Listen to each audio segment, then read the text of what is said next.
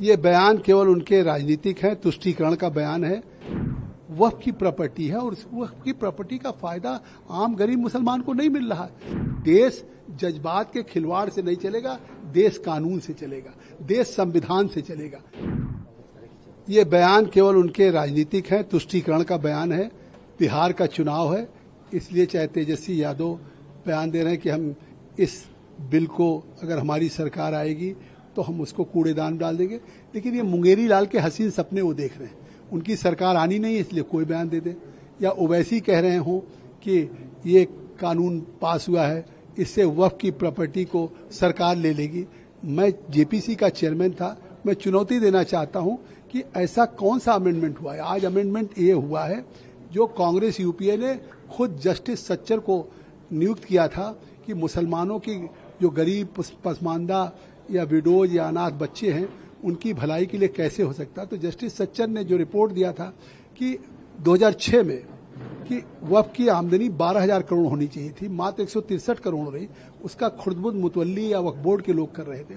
तो आज मोदी की सरकार ने जस्टिस सच्चर की 2006 की रिपोर्ट को लागू किया है।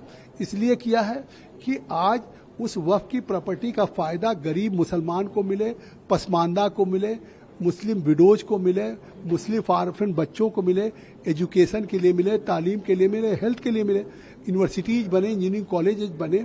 लेकिन आज आप देख रहे हैं वक्फ की प्रॉपर्टी को जिस तरह मुतवल्ली या जिस तरीके से वक्फ बोर्ड के लोग कहीं मॉल को, कहीं दुकान को, कहीं होटल को जिस तरह से बेच रहे हैं, आज मोदी की सरकार ने इसलिए अमेंडमेंट लेकर के आई है कि इसका फायदा हो, इसका डिजिटलीकरण हो, इसमें महिलाएं बोर्ड में रखी जाएं, आगा खानी बोरा से लेकर सिया सुन्नी सभी फिरकों का प्रतिनिधित्व हो और इसका फायदा गरीबों को मिले। जेपीसी की जो टीम है कई देशों में गई, आप भी गए थे, वहाँ के माइनॉरिटी और मुसलमान जनता का क्या रिस्पॉन्स था इसके लेकर?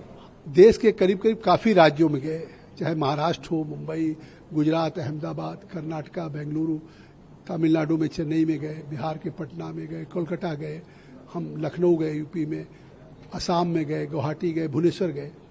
और उसका है कि सभी ने महसूस किया कि वाकई आज देश की सबसे बड़ी लार्जेस्ट प्रॉपर्टी वक्फ की प्रॉपर्टी है और उस वक्फ की प्रॉपर्टी का फायदा आम गरीब मुसलमान को नहीं मिल रहा है। अगर ये सरकार मोदी की ये कोशिश कर रही है कि इसके बेहतरी के लिए, तो सभी ने वेलकम किया। और कानून बनने के बाद कन्याकुमारी से कश्मीर तक देश में आम मुसलमान, गरीब, पसमानदा ने सब ने इसका स्वागत किया। केवल बंगाल में, मुर्शिदाबाद में या वेस्ट बंगाल में खुद टीएमसी ने स्टेट स्पॉन्सर्ड वायलेंस कराया। जिस तरह से घरों से लोगों को खींच के हिंदू को मारा गया, बाप बेटे को, लोग पलायन करने के लिए मजबूर हुए और वहां की पुलिस मूक दर्शक खड़ी रही। कोलकाता में ममता बनर्जी केवल मौलानाओं की मीटिंग करती रही। तो ये तुष्टीकरण की राजनीति है। अखिलेश अगर पटना मैदान में, गांधी मैदान में रैली में कह रहे हैं हम कूड़ेदान डालेंगे, ये तुष्टीकरण की राजनीति। ओवैसी अगर बोल रहे हैं तो तुष्टीकरण की राजनीति और चुनाव की राजनीति।